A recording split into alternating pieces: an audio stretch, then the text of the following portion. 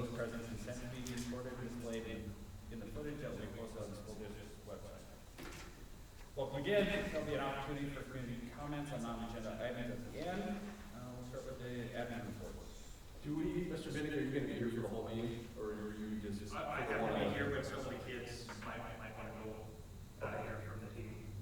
They're not here for classes or anything like that to get points for your. Oh, okay, one has work, but that's fine. Wherever you need to go. Do you want to start with the sports? Yep. So you can get to work. Yep.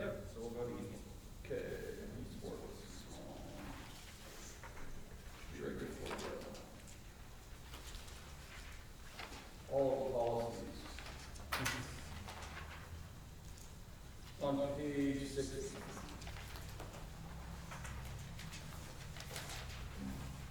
Okay, so this was Eddie emailed me a while back. Yeah. So basically, they're requesting permission to compete in 2 additional games. The Montana League that runs at the University of Montana, they're adding Marvel Rivals and Valorant to the list of schools to compete in. And currently, colleges are offering scholarships for students to compete in. So, adding these could potentially open up some opportunities for some kids to go on to get some money for some post-secondary education. I will say that the 2 games, I think MHSA, when they brought esports in, they did do the one correct for the trial. It was not, yep. Is that there is shooting in both of the games. From what I read today, it's like cartoon type shooting, I guess is what the reviews kind of said. They're both rated T. So it's, and what I saw was basically like 12 or 13. It was a recommendation. So, but I'll let the participants, our esports group, maybe speak a little bit to it, and then we can make a decision on this. I think since we haven't really done this, I think if you could set the past practice at any time they want to add a game, I think we should come to this group in case there's any that would be, controversial or something like that, so you don't want people to have some say on that. So, all right, go ahead.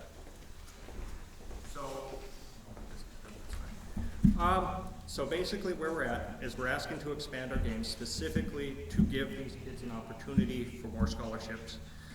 Currently there are 356 scholarships available for Valorant across multiple universities type situation. We're talking full ride all the way down to a few $100 scholarships across the board. So these games are basically mainstream, and colleges are using them as a recruitment tool and actually funding them as if they were athletes, like football, basketball athletes, that type of stuff. The games in question, yes, they are first-person shooters, but they are extremely cartoony. I mean, we're talking characters that basically shoot fire out of their hands, throw up different walls, that type of stuff. Both games, I'm going to classify as like playing basketball, okay? So we got 5-man rosters. Each character has a role to play, whether it's center, forwards, guards, that type of stuff. It just looks a little different than a basketball field type situation, but it's the same type of communication. There's a whole bunch of different strategies in terms of how you play defense. There's box and ones, there's 3-1s, zone defenses, that type of stuff. That basically the strategy comes into play as the kids are playing, rotating the different maps, layouts, that type of stuff.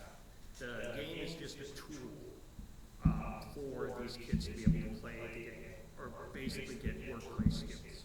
Okay, but we're primarily focused on communication, showing up, that type of stuff. By and large part, most of the kids playing our games haven't ever competed in any other activity across the board. So they aren't the things that I deal with. Do I have to show up for practice and things that football, basketball coaches, like it just automatically, like you're there, we're there to practice, that type of stuff. So we're teaching those type of skills to these kids so that they're ready once they graduate. And this is just a tool to be able to do so. And each one of these games, I'm hoping will expand our roster by at least 5 or 10 kids. Right now, we're sitting at about 19, 20 kids for our program, for my program. and I'm trying to increase it and make sure that we're reaching the maximum amount of kids available to them. We also have a huge focus on grades. Like, we spend, if they are on the ineligibility list, we're spending 20 minutes before they even get to play on the grades to get there. In fact, for the first time ever, we did have one kid pass all of his classes in high school because he was associated with esports. So, we do make an impact happen. Any questions? Just out of curiosity, did you say MHSA didn't allow the Valorant for first? Do they now? MHSA has stepped away from the sports type situation, so they are, kind of out of the esports scene, just the way it Do is. you know why they didn't approve it for first? Was it because of first person shooter? It was because of first-person shooter, and what I've learned about MHSA is they're not willing to lead in terms of things because there hadn't been a state organization yet to approve of it. They just backed off and said, we're not going to be the first, even though it was best for the kids. And then do you guys are there other games that have the same rating, PT? Yes, Overwatch 2, Brett was part of the process for us getting that one approved years ago when I first came for the sports deal. I will also tell you that Missoula Hellgate uses Valorant in their esports curriculum at their school. So there are schools actually using it in their actual classrooms across the state at different locations. And you had success last year, correct? Yes, so currently we've brought home 3 state championships in 3 years. So the Overwatch 2 team won 3 years ago. They took second the year before. We took back our crown last year. Let's see here. Then Super Smash won last year. The year before they finished second, and then we didn't compete the first year in that. Rocket League, for the past 2 years, has either finished second or third in the state. You said you had 19 to 20 in it right now? Yes. What was your max? So, I think my maximum I can probably handle right now is about 30, 40 kids. Somewhere between that 30, 40 range, we'll probably stretch these things a little bit, and I'll have to adjust practice schedules and that type of stuff. After that.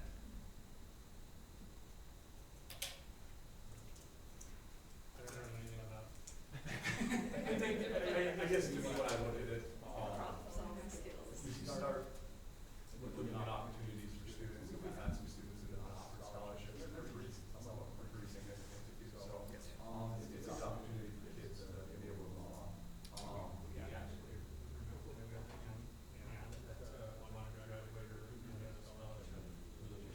Steve, yeah, when Steve did it, yep. The other thing I'm gonna promise you, you'll never hear me up in front of you asking to play on the church. Like, I'm gonna keep it what's age appropriate. he is a pretty, I mean, it's really like your PG. You mean you're looking at pictures, they're not very different than Overwatch 2. Correct. You know, similar, that's, they're shooting that low. They're very similar. So, I guess for me, I looked at it, I did some research on both of them. I would recommend to approve them, or starting at February, we can start, correct? Yes, yep. Consent form? Yes, I think it would be a good idea, given that they're first-person shooter games, to have parent permission. Sign a parent permission, put something in the high school handbook saying they have to have that in order to participate in those two games. And just a small explanation of why. Unfortunately, because we're not associated with MHSA, that is not an option at this point.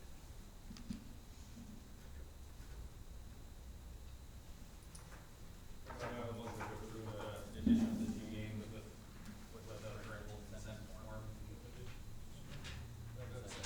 second. Move and second. Any further discussion? All those in favor say aye. Aye. Opposed? Motion carries. Thank you. Thank you for coming in. Okay, administration reports, superintendent reports, you wanna go back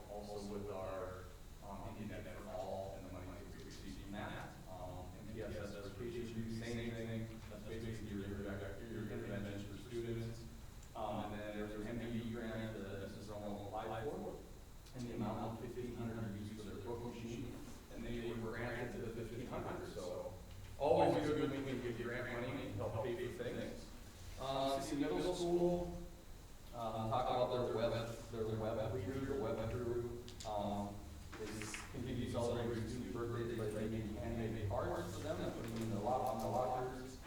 Student council organized some activities for the final day before winter break.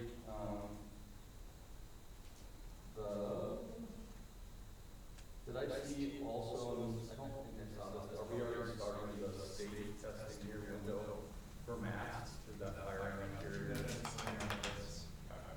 so is the English language learners. Thought I saw Mr. Spears sending off like the first day back. Saying, Sidney High School,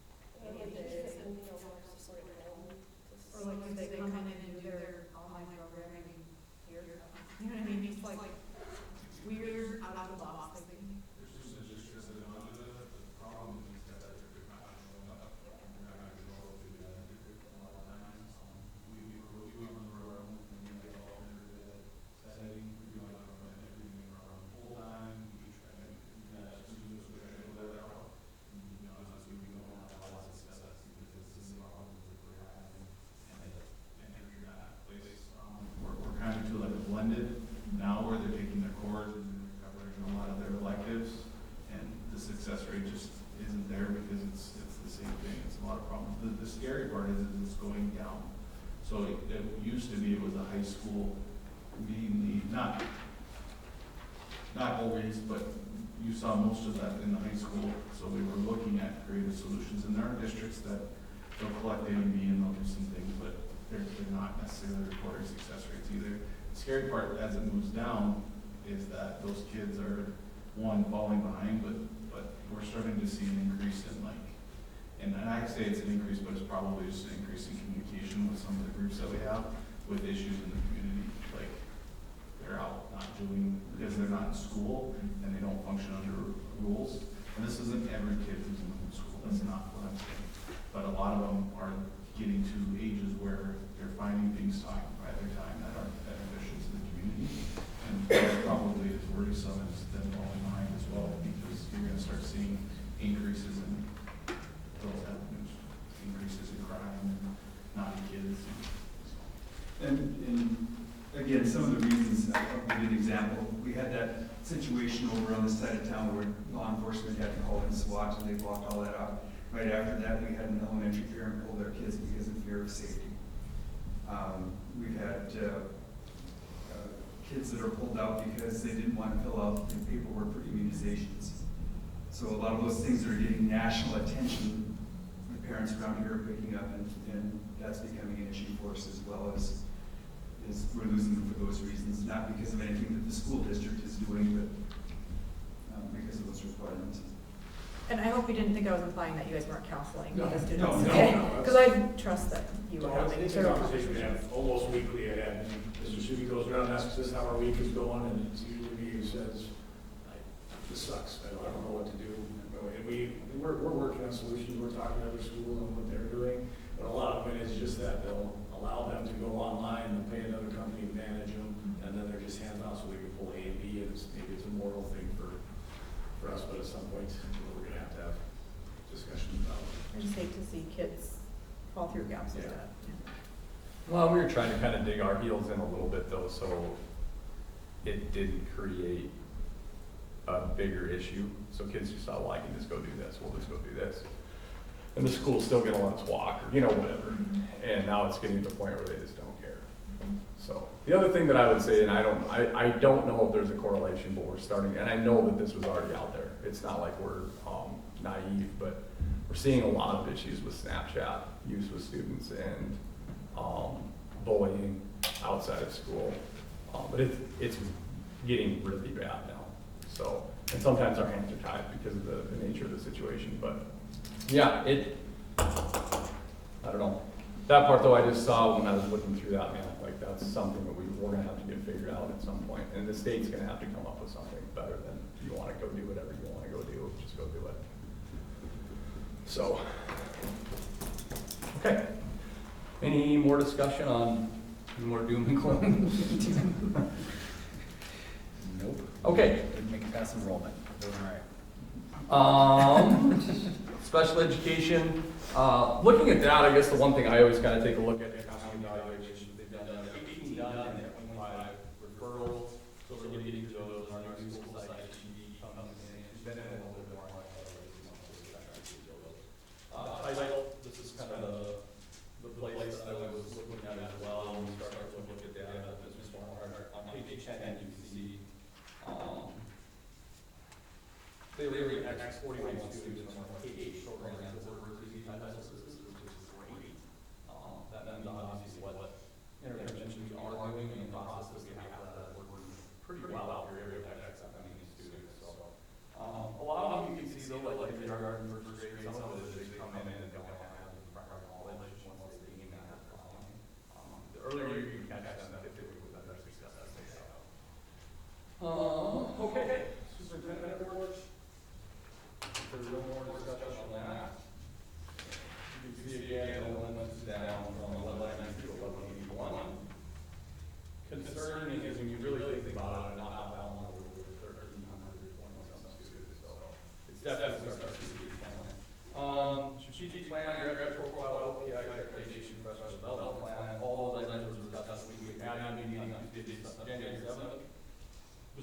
plan is gonna finish up the 5-year cycle this year, and then we'll need a committee to review probably next year, let's put a committee in place, and then put some changes to the plan, and that will have to be decided upon with the committee. The last time we did this, we didn't have community involved because it was right in the middle of COVID.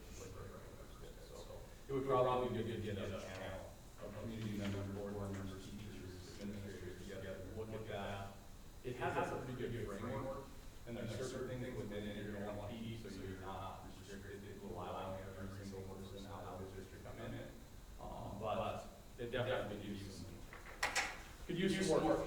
Building management did not meet in December. Buildings and grounds, I did talk to John Planky from Portland about the part of the board replacement in the central school. He was thinking that they would be able to get to that within the month. So he did say they did give our letters, but they do want to get that.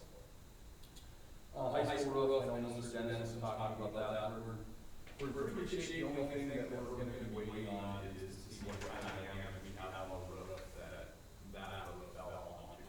So there are going to be leaks now. We've got a bunch of those up. We've had a really bad leak going into the music tech room, which could have been bad. They were going up like the 50-gallon trash barrels of water in a hurry. So that could have been bad, but he's got that patched up, and so we're in pretty easy shape as of right now. But still going to we need to get it into structural, just review of if there's anything structurally that was damaged. The 2,000-pound unit fell all over, like that, something. So we'll get that out, and then we may be able to get another insurance claim, so we're going to get the rest of that review out. Yeah, it's just kind of continue, but I know it seems like the adjustments we want to get to them like right now, and there's not much we can really do with all that still sitting there. Just tell them to fuck off. Yeah. Okay. And then again, we weren't here when Mr. Dennis was talking about it. Everything's been ordered for it. It's going to be now or the versus when they can come in and install it. And admin building, I think the only thing we're still waiting on over here is thermostats, but honestly, the HVAC is working much better. This is working in place, all that down there. There were nothing new to report for local safety. I don't know where that's team has on it. Wednesday, January 7th, biggest discussion was the Health Alliance. I emailed John the day before that meeting on the 6th. He emailed me back that day, not confirming that they were at the criteria yet, but he said that they were extremely confident and they were going to apply for their verification for that. So they must have met something they were already applying for that. Plus they need to go like that. You haven't said what percentage of participation? We didn't say, I kind of specifically asked, and it wasn't, they're being a little bit vague, which is concerning, but they're still very optimistic, which is good. I'm just waiting for you know saying we're good to go. And then they talk about this is always kind of a hot topic for them this time of year. Superintendent evaluation, we pretty much do ours the same how everybody else does. Some of them do it interesting enough, they demand, they are open to the public, just because there's some comments that are made, but most of them will close easy, so it's just interesting to always sit and listen to everybody. Curriculum, we met and discussed that on Tuesday, January 6th. Most of that was talking about our classes for the second semester, and then we're going to be giving some professional development for our program that we're going on next fall. Insurance committee will maybe if necessary, I guess if you have that calendar committee did meet on Friday, they have 2 calendar options that they're going to send out for a vote to the SCA. I think they should have the results of that this week, and then I'll be bringing February, I'll be bringing their recommendation next calendar. One of them had, I think both of them were shorter Christmas breaks. One of them had a full spring break, the other one had a partial spring break. The partial spring break, I think it was a later start in August, it was like 17th instead of so. Anyway, I will keep you updated on that. We did have one resignation, Shane Peterson resigned on elementary boys basketball. We just did one of those with him last year, so. And there's resignation. Page 17 is December 8th.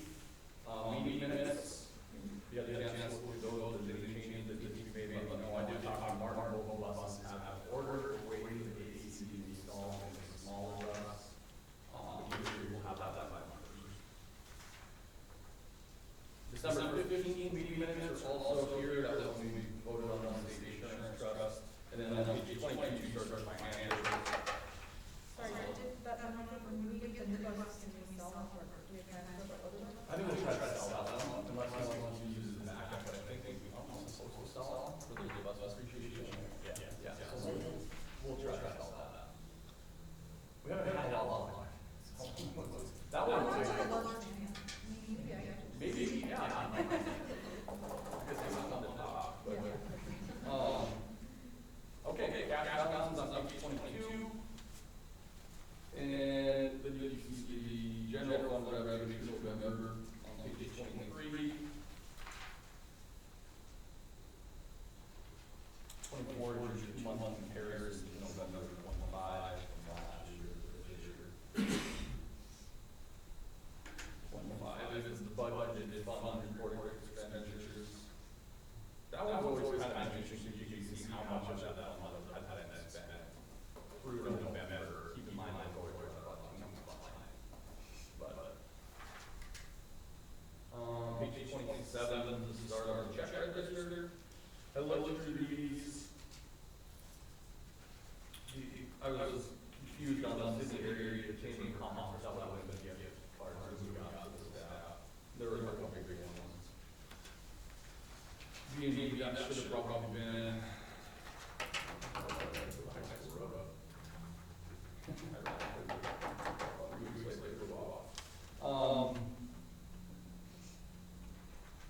Any questions on those?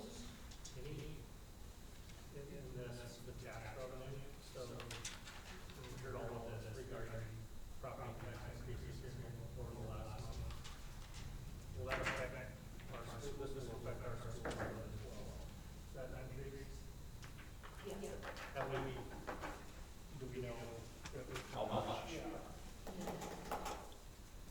No, I'm looking at that. You know, I hear various things, some people went up 45%, others people didn't do the. Yeah. So we'll look. For sure, yeah. Seems like there's more aid on that one versus.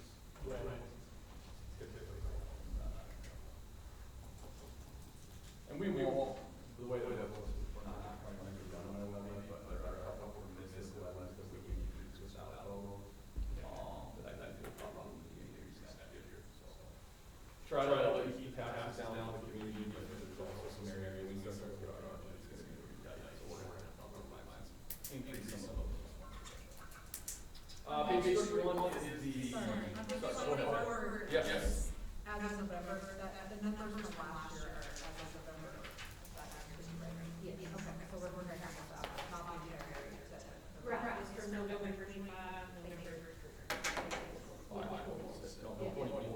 Yes. Gotcha. Okay, page 31, the cash transactions balances. Page 32 is sort of ASD, there was a request for $250 to go from FCCLA to FFA, and that was a footer sub-meeting donation from Homecoming Farmers. Page 33 is the account balance for our ASD accounts. And those run through. Page 37. Page 38, 39, we have the numbers of students that are requesting attendance to another school district. This is about the time some districts, I would assume, had a enrollment period at the beginning of the first semester, second, and another second semester. So there's 3 there to approve. And that's all the consent agenda. If you're ready, I can roll it off. Yep, let's go. All right. Approval of minutes, our board meeting minutes must be reviewed and approved following board meeting. You review the meeting minutes, please make note of any changes that need to be made. Approve the board meeting minutes for the board meeting on December 8, 2025, December 15, 2025. Note if necessary, refund changes. Warrants and claims, board policy 7026, all financial obligations and disbursements must be properly documented. The documentation must specifically describe goods or services required, proper budget or appropriation, recommended approval of all claims, payments, and cancellations presented. ASB accounts and transfers, board policy 7425. The board of trustees shall conduct a monthly review of the ASB account balance supported by the deputy custodian. Recommended to approve the ASB balance transfers, payments, and void checks as presented above. 2025-26 neighboring school attendance requests. We get these each year. I recommend to acknowledge the attendance requests of the any district students who attend the requests of school districts presented above. New hires: Logan Adams, custodian, Anthony Ogle, middle school study, and Ashley Topple. Elementary boys basketball coach. Recommend to approve. the employment of the recommended hires for 25-26 school year pending. Motion to approve the consent agenda. Second. Moved and seconded. Any further discussion? All in favor, say aye. Aye. Opposed? Motion carries. Okay, on to the discussion agenda. First thing that we have is the approval of the professional development plan. I apologize, this hasn't been done every year. So you can see on here, we have the dates laid out and the different things that we do with professional development. And then this document will change, it's impossible to make this thing up in August, not have changes to it. No different than like professional development with the Route 3 program. Just things come up. And then you can see we have the half-day Friday schedule on the dates. Recommended to approve the 25-26 district professional. Motion. Second. Moved and seconded. Any further discussion? All in favor, say aye. Aye. Opposed? Motion carries. Okay, just for the sake of seeing how, what evaluation tool that this topic does use for approaches, I included that evaluation tool. This is directly off of our Rocky Mountain evaluation program. That runs from page 45 to page 50. If you want to take a peek at those. I did, she's at a annual meeting right now, so, I did have to read a recap of all our calls, so if you want to read through those all. The one thing that I did ask that she included, was, it's great to hear about how well our program is doing, which is certainly what we want to hear, but I also think it's important when we hear about plans for moving the program, right, in a positive direction, or making some changes. And any struggles that they may have throughout the year, just so you're aware of those. But I think it's really good for all of you to see their goals and obviously plans and things like that. Just to know that there is something that we have in place for your programs. So, question would be, do you want me to go through these?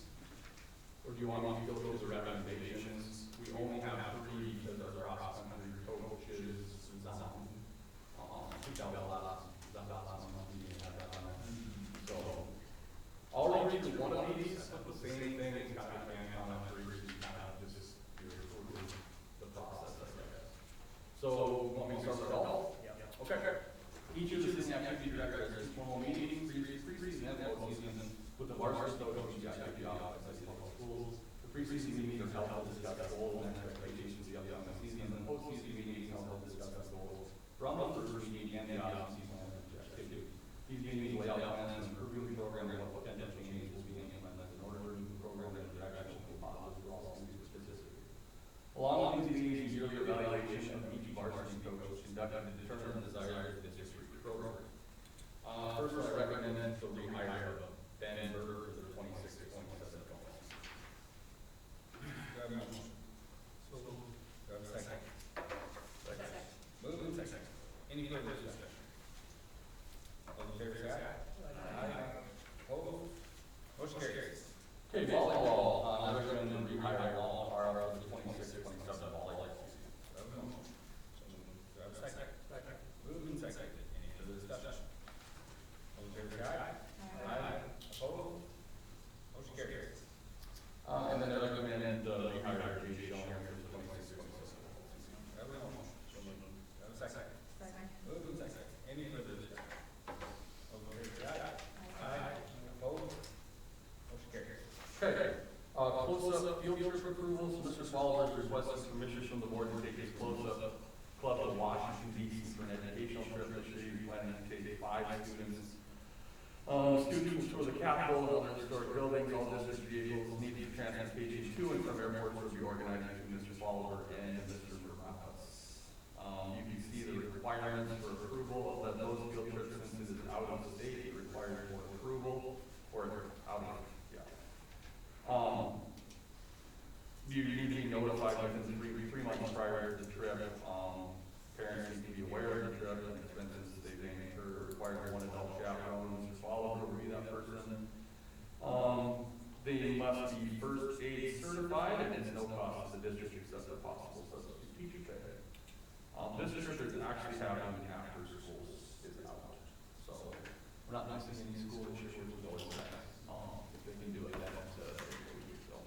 We're going to approve the close-up field trip request to Washington DC for the spring of the 25-26 school year.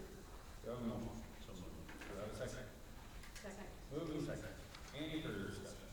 Is that a smaller number of participants? Seems like, yeah, it seems like there's typically like 10 to 15.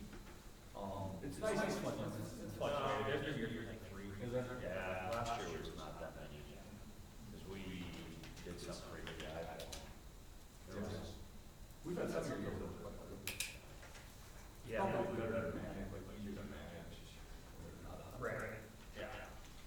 Try to get qualified for an airport.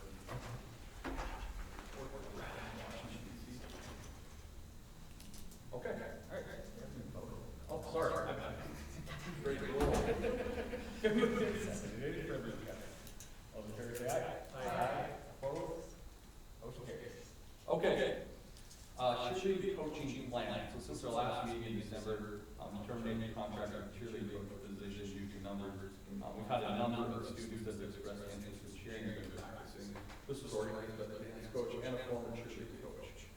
Mostly it was just them wanting an opportunity for these kids, and they found out a bunch of them wanted to cheer, so that was great that they were willing to take that on. I'd like to recommend to hire Alyssa Cadwaller as an interim coach for the remainder of the 25-26 season. She's been working with the dance coach Wesley Maloney, who practices allowing students to cheer at games. This position will be posted at the conclusion of the cheer season, so I recommend to hire Alyssa Cadwaller as the interim cheer coach for the remainder of the 25-26 season. That was a motion. Do I have a second? Second. Moved and second. Any further discussion? All in favor, say aye. Aye. Opposed? Motion carries. Okay, starting on page 57, this is our board policy for classified employment and assignment. So if you look at the section, it's about the fourth paragraph down during your probationary period of employment. That's basically when you have an employee on probationary period, you can terminate the contract without cost. So just so you know, that's the board policy, we put that down.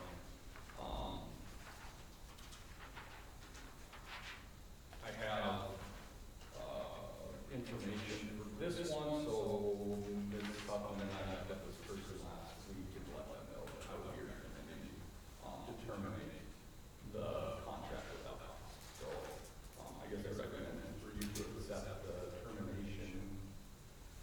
I recommend you to terminate the contract for the employer listed as presented on page 59. Do I have a motion? Do I have a second? Second. Moved and second. Any further discussion? All in favor, say aye. Aye. Opposed? Motion carries. Okay. We're gonna try to get through this, it shouldn't be that bad. So most of these that we have, there's minor changes to wording. I didn't see any where there was any major changes, but there's a couple that I think we might want to discuss. And then there's about 3 policies at the end that I think we need to table until negotiation, because it may have an impact on the master agreement. Some of it's leave and how certified staff can use leave. I don't know if we want to mess with that until we talk with them. And that may be something that we use during bargaining. So, to start this out, just as a little bit of a reference for board policy 2600, I'm skipping around right now, but we'll get back to this when we go to those policies. So board policies 2600, 5122, and 3665 are all impacted by House Bill 745. So that was passed by the legislature and signed into law by the governor. That bill, it amended 20-3.22 to require the trustees of each district to adopt a student protection policy requiring background checks prior to an individual having unsupervised access to students. It says due to this change, we're out of compliance with our students going on campus for school to work or to a job. We cannot require our employees to submit a background check to the district.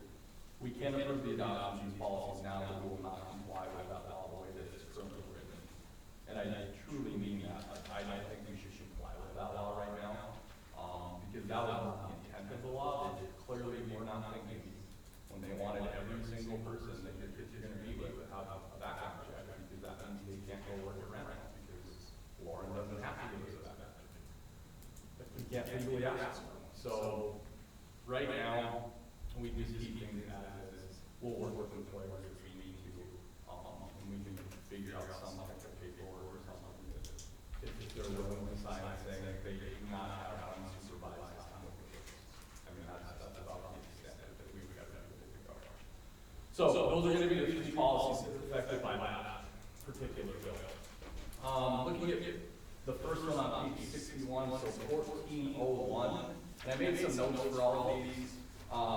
This one I do believe is required though. I love that MPSA puts this stuff out, but doesn't say it's required or recommended anymore. As I looked at it, to me, this should be a required one. It puts the limitations and specifies what the district can charge for when a request for information is given. So they put into the law that the most we can charge is $25 an hour for a person to work on a records request. So what ends up happening, and I've had 3 of these now. We'll get somebody from, say, somewhere on the East Coast. One of them was from New York, and they wanted a record of all of our financial, basically our purchases for the last 3 years. So that would take a lot of time and effort. So my email back was, we would be happy to do that at $27,500.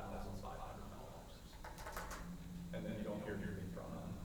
I can't just do that now. Like, I actually have to go and look up at time at $25 and figure out the exact amount that it would cost them.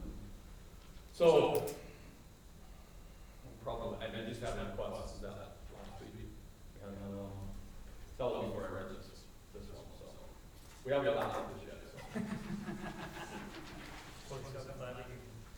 So anyway, that's what that ended up. Like, I don't know why they decided to really just put limitations on that, but they're just trying to make it easier for some people getting information, which is fine. It's not like they're trying anything.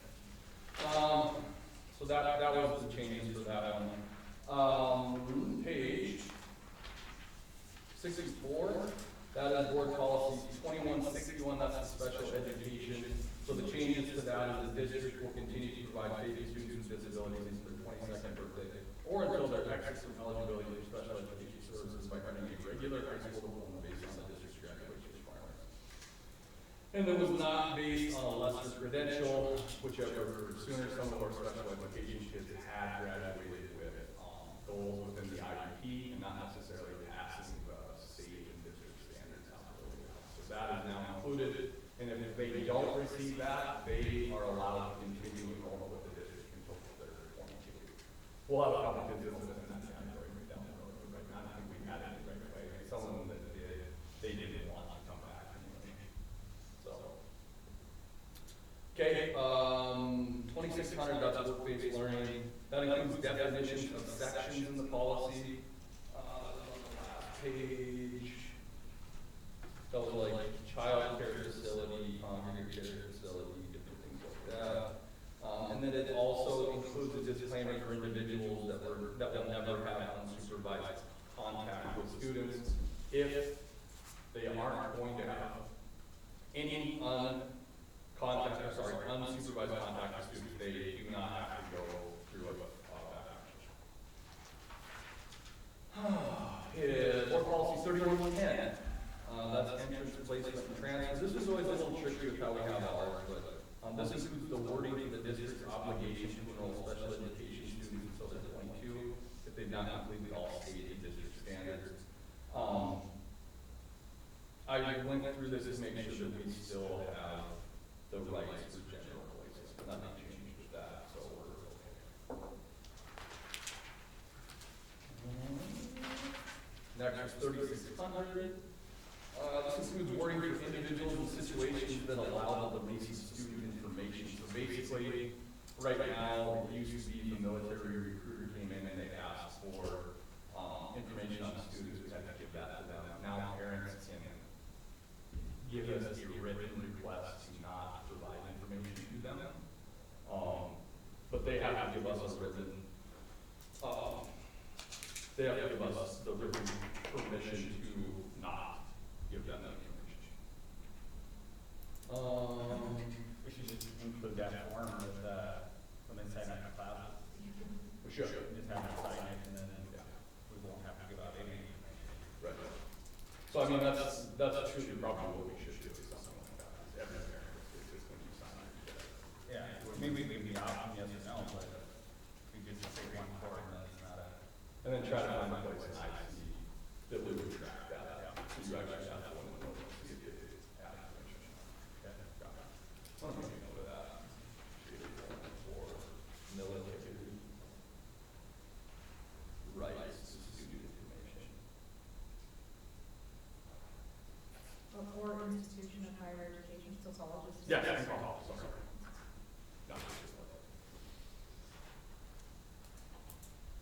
okay. And then that continues on to 3600F. That has the same wording for parents to give the school written request to deny release of student information. And then 3600P, that's the procedures and include the wording for individuals and situations that allow the release of student information. So those are all together. Very minimal changes on the last two. Okay, on to page 84. This is 3655 student safety.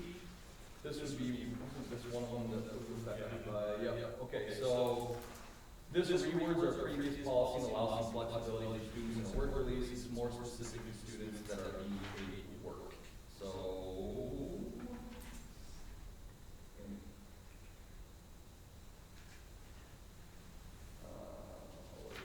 any individual review.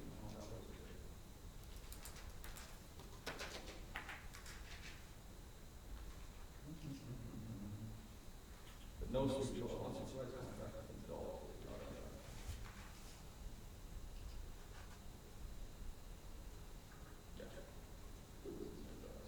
So that's the wording that's basically coming from that bill.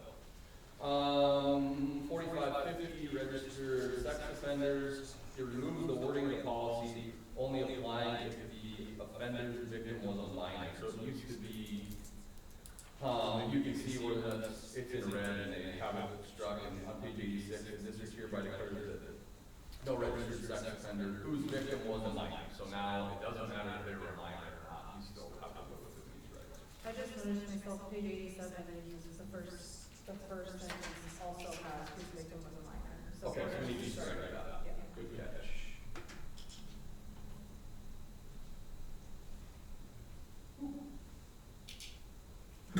Okay. Thank you. Board policy 5015. This policy is amended to clarify that the policy applies to incidents and circumstances within the jurisdiction and control of the district. Statements made by parents or other members of the public on social media are typically beyond the jurisdiction of the district and are protected by First Amendment rights. Yeah, I mean, that's.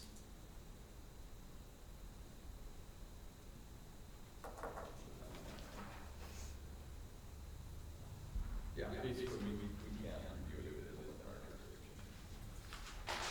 Okay. 5122, this is the last one that was affected by House Bill 745.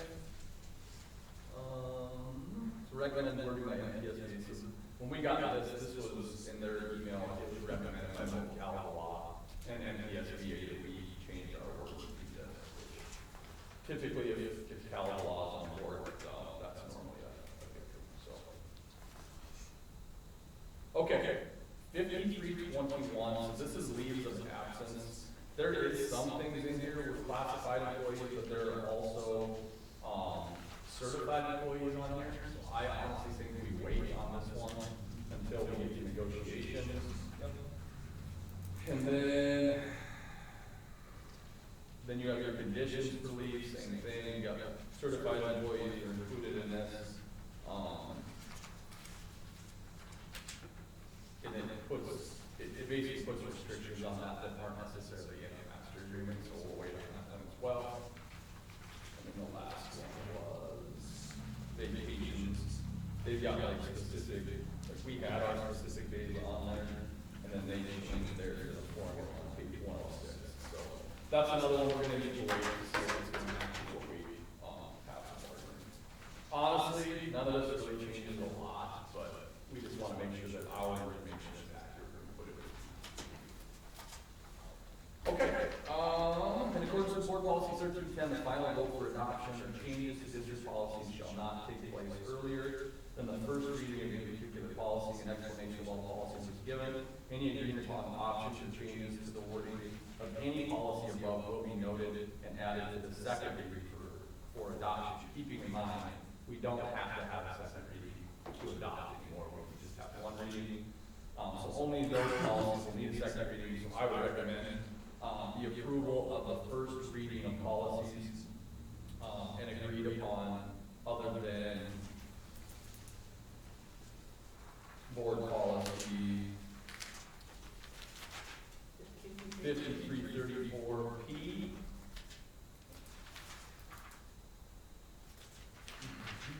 (5321P) and 5321. Have a motion. Move. Have a second. Second. Moved and second. Any further discussion? All in favor, say aye. Aye. Opposed? Motion carries. Okay. So I've got a notice of intent to negotiate on page 111. That was given by Lindsay Wagner, the SEC president. They're ready to initiate the process of negotiating the collective bargaining agreement. They did have some requests that I will work with Tracy in our office to get them. They had digital copies of all current employee contracts, how many FTE positions within the district, both filled and not filled. Current wage year that shows the number of teachers on each step and the length of pay scale. Any insurance plans and rates for 26 or beyond years for all employees are broken down by individual and family, including how many employees are at each deductible of the most current budget report for the district. I believe Tracy's pretty much completed the budget report that we can give them.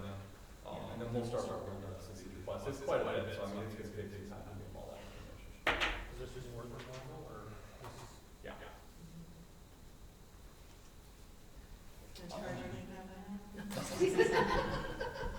I'm kidding. Why? Why right now? I'm kidding. Okay. So one thing to take note of, the notice is within the February 1st deadline. According to the master agreement, the first bargaining session must occur no later than May 1st. So my recommendation is give us some time to prepare this. I would start maybe looking at a first negotiation date sometime in March. That's gonna give us plenty of time to get all that. They'll have time to review it and kind of come up with kind of their line items, what they wanna go over, and then truly how it normally has worked in the past. I'm not saying this is how it has to work, but you work through some of the, I hate to say smaller, but there are some smaller items. You know, like last year, I think there was a longevity stipend that was increased, and there may be even some different years that we added. There was changes to compensate the teachers for coverage in classrooms. And even like the insurance, that ended up getting settled before we typically get to the salaries. And then once we get to the salaries, the last two times we've gone to a mediator. It's not the worst way to honestly look at it when we get to the salaries, potentially looking at that avenue to start with, but we can cross that bridge when the time comes. So I thought the last negotiations went extremely well as far as how that process worked with the mediator. It's not a negative thing. I just think it's easier back and forth. You're kind of able to speak a little bit more freely about it. As soon as you make once you make an offer, that stays on the table, or the mediator could go down and say, hey, what would you think about X, Y, and Z?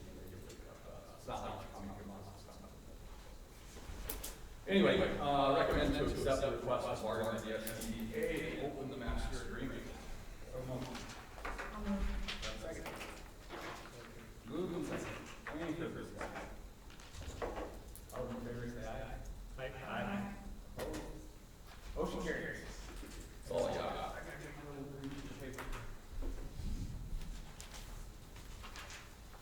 Oh, yeah, the last item is the district clerk evaluation. Before we go to closed session,